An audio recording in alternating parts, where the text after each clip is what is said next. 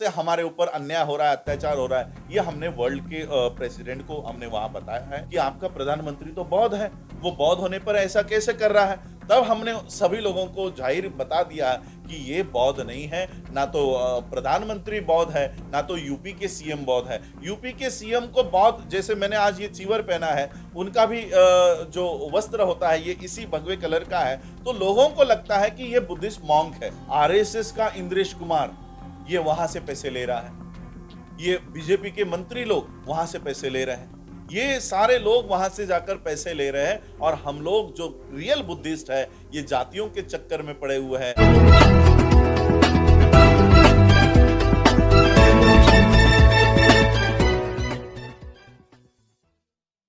Thailand की यात्रा पर क्या कहेंगे, क्या कुछ अपडेट?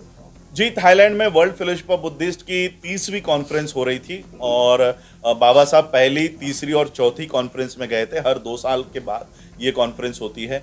मैं 29वें कॉन्फ्रेंस को 2018 में गया था, और उसके बाद लॉकडाउन लग गया, तो 2020 की कॉन्फ्रेंस नहीं हो पाई, और अभी 2022 की कॉन्फ्रेंस 3 दिन जो चली, तो वहाँ से मैं अभी यहाँ पर आया हूँ।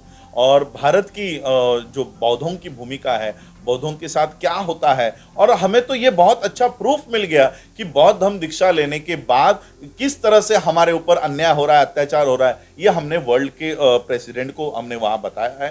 काफ़ी लोगों से चर्चा की है, लेकिन एक बात बहुत मुझे वहाँ पर चुभ रही थी, वो ये थी कि सभी देश के लोग यही कह रहे थे कि आपका प्रधानमंत्री तो बौद्ध है, वो बौद्ध होने पर ऐसा कैसे कर रहा है। तब हमने सभी लोगों को जाहिर बता दिया कि ये बौद्ध नहीं है, ना तो प्रधानमंत्री बौद्ध है, ना तो यूपी के सीएम बौद्ध है। यूपी के सीएम को बौद्ध, जैसे मैंने आज ये चीवर पहना है, उनका भी जो वस्त्र होता है ये इसी भगवे कलर का है, तो लोगों को लगता है कि ये बुद्धिस्ट मॉन्क है। और सिर्फ लगता ही नहीं है, इन्होंने किताबें लिखी है कि एक मॉन्क सीएम बन गया है, इस तरह से किताबें लिखी हुई है। और तो ये हमने वर्ल्ड के लोगों को जाहिर कर दिया कि ये कोई बौद्ध नहीं है, इनका बौद्ध धर्म से कोई लेना देना नहीं है, बल्कि ये तो भारत के बौद्धों को पीटने का काम करते हैं, भारत के बौद्धों को हैरेस करने का काम करते हैं। ये वर्ल्ड के लोगों को हमने समझा दिया है, और तब हमें उन्हें पता चला है कि ये सब लोग नकली बौद्ध होने का दावा कर रहे हैं।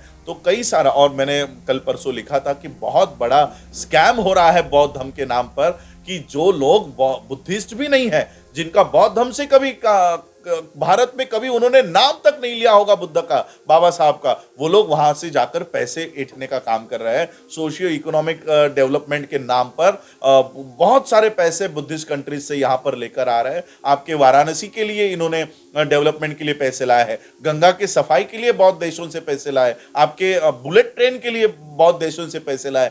भर भर के पैसे इस देश को बौद्ध राष्ट्र दे रहे हैं, बौद्ध देश दे रहे हैं। क्यों दे रहे हैं? क्योंकि यहाँ के बौद्धों की डेवलपमेंट हो, इस देश के बौद्ध भी एक अच्छे लेवल पर आए। वो कहते हैं कि बुद्धा का धम्म ये गरीबों का धम्म नहीं है, ये अमीरों का, श्रीमंत लोगों का धम्म है, और इसलिए भारत के जो बौद्ध है वो भी अमीर होने चाहिए, इसलिए वो लोग भर भर के पैसा दे रहे हैं। लेकिन ये पैसा जा रहा है क्या नाम है वो आपका, गंगा की सफाई में, और नहीं, एक वीएचपी का कुछ इंद्रेश करके है, इंद्रेश कुमार, RSS आरएसएस का इंद्रेश कुमार ये वहां से पैसे ले रहा है, ये बीजेपी के मंत्री लोग वहां से पैसे ले रहे हैं, ये सारे लोग वहां से जाकर पैसे ले रहे हैं, और हम लोग जो रियल बुद्धिस्ट है ये जातियों के चक्कर में पड़े हुए हैं, ये आज भी उस हिंदू धर्म के चक्कर में पड़े हुए हैं। हम, बाबा साहब ने हमें ये रास्ता दिखाया कि तुम इस रास्ते पे चलो और अपनी व्यवस्था खुद कायम करो। हम आज भी इनके दरवाजे पर, पॉलिटिकल पार्टियों के नेताओं के दरवाजे पर बैठे हुए हैं,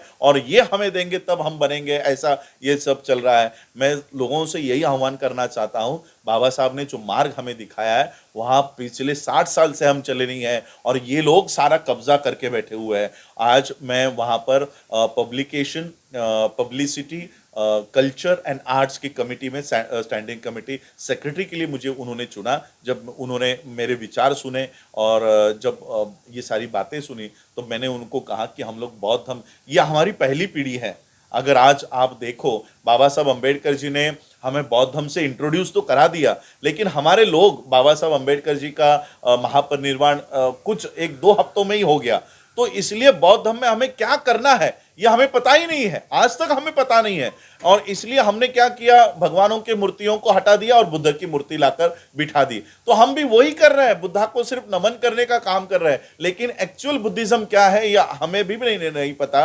और इसलिए मैं अलग अलग देशों से जाकर वहां का बुद्धिज्म कैसा है, हमें क्या करना चाहिए, क्या पढ़ाई करनी चाहिए, किस तरह से करना चाहिए, इसलिए अलग अलग देशों से मैं मिल रहा हूं और अच्छी यूनिवर्सिटीज में भारत में लाकर यहाँ के लोगों को ट्रेन करने का काम कर रहा हूं। आज मुझे ताइवान के लोगों ने आमंत्रित किया कि सर अगर आप इस तरह से कुछ करना चाहते हो तो आप हमारे देश में आओ, हम आपको पूरी मदद करेंगे। मुझे ऑस्ट्रेलिया के बौद्धों ने मदद की है, ऑस्ट्रेलिया के पार्लियामेंट के मेंबर ऑफ पार्लियामेंट ने हमें मदद का हाथ दिया हुआ है कि आप अगर एजुकेशन के लिए कुछ करना चाहते हो तो हम आपको पूरा समर्थन देने के लिए तैयार है। तो आज हम 60 एकड़ ज़मीन मेरे पास है, वो 60 एकड़ ज़मीन हम लोग बुद्धिस्ट यूनिवर्सिटी यहाँ पर बनाएंगे और वर्ल्ड के बुद्धिस्ट कोर्सेज हम हमारे बच्चों के लिए यहाँ देंगे। और सिर्फ बुद्धिस्ट कोर्सेज ही नहीं, जितने भी आपके प्रोफेशनल कोर्सेस है, जितने भी आपके कॉमर्स, आर्ट्स, साइंस के कोर्सेस है, वो भी हमारे बच्चों के लिए आ देंगे। और बौद्धों का खुद का एजुकेशन सिस्टम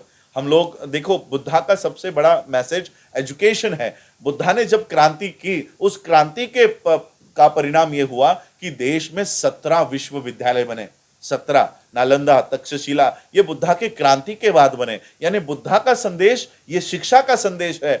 आज बुद्धा हम लोग बौद्ध हम अपना रहे हैं, हमारे पास एक बुद्धिस्ट स्कूल नहीं है, एक बुद्धिस्ट यूनिवर्सिटी नहीं है, और इसलिए हमें अब वहां पर काम करना है। हम लोग हमारे 5 साल के बच्चे को अगर आने वाले 10 साल और 15 साल ट्रेन कर पाए तो वो बच्चा इस देश का शासक बन सकता है। इतना हम लोगों को उसको प्लेटफॉर्म तैयार करके देना है। तो ये वर्ल्ड फेलोशिप ऑफ बुद्धिस्ट के माध्यम से एक तो यूनिवर्सिटी का काम हम कर रहे हैं और कई सारी नौकरियों को मैं यहाँ पर लेकर आ रहा हूँ। बायोटेक्नोलॉजी के माध्यम से ताइवान ने मुझे आह्वान किया है, मुझे इनवाइट किया है कि सर बायोटेक्नोलॉजी के लिए आपके देश में जो आप करना चाहते हो सारा आपको हम देने के लिए तैयार हैं। तो मेरे ख्याल से नवंबर महीने में ही, अगले महीने में ताइवान जाऊंगा और वहाँ के एंटरप्रेन्योर्स को भारत में लाकर बौद्धों को देने का काम करूंगा कि ये बुद्धिस्ट है, वो भी यही चाहते हैं कि हम जो काम कर रहे हैं, हमारी जो टेक्नोलॉजी है वो हम भारत को देना चाहते हैं, लेकिन हम किसी ब्राह्मणी व्यवस्था के आदमी को नहीं देना चाहते, वो बौद्धों को देना चाहते हैं। तो वो सारा जो आज तक डाइवर्ट हो रहा था, अडानी अंबानी के पास जा रहा था, आज वो वापस बौद्धों के हाथ में लेकर देने का काम हम करेंगे।